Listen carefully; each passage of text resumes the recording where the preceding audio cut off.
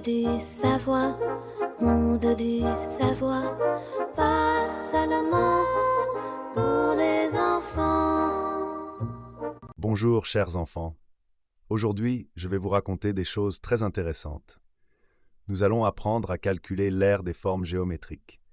C'est une connaissance très importante qui vous aidera à l'avenir. Suivez-moi, allons sur la pelouse, où les habitants de la forêt attendent déjà d'apprendre. Sur la pelouse, l'écureuil et la petite souris se rencontrent. L'écureuil court partout comme d'habitude, tandis que la petite souris le regarde avec curiosité.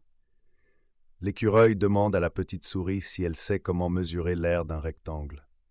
La petite souris, un peu confuse, répond qu'il faut peut-être courir autour. L'écureuil commence à courir le long des bords du rectangle, ce qui est très drôle. Finalement, j'explique que l'aire d'un rectangle est sa longueur multipliée par sa largeur. Le hérisson et le renard sont assis ensemble, discutant de l'aire des formes. Le renard a toujours des idées brillantes et demande au hérisson comment mesurer l'aire d'un triangle.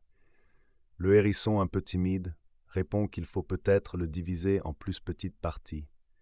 Le renard est d'accord, mais ajoute qu'il vaut mieux mesurer la base et la hauteur, puis diviser le résultat par 2. J'explique que le renard a presque raison, mais qu'il faut d'abord multiplier la base par la hauteur, puis diviser le résultat par 2. Le blaireau et la petite biche se tiennent ensemble, prêts à répondre à une question. Je leur demande comment calculer l'aire d'un carré. Le blaireau, comme d'habitude, est têtu et répond qu'il faut mesurer un côté et le multiplier par lui-même.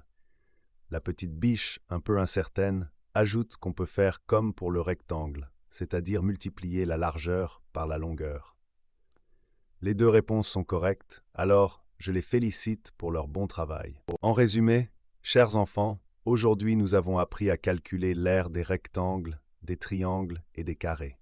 Rappelez-vous, l'aire d'un rectangle est la longueur multipliée par la largeur, l'aire d'un triangle est la base multipliée par la hauteur, puis divisée par 2, et l'aire d'un carré est le côté multiplié par lui-même.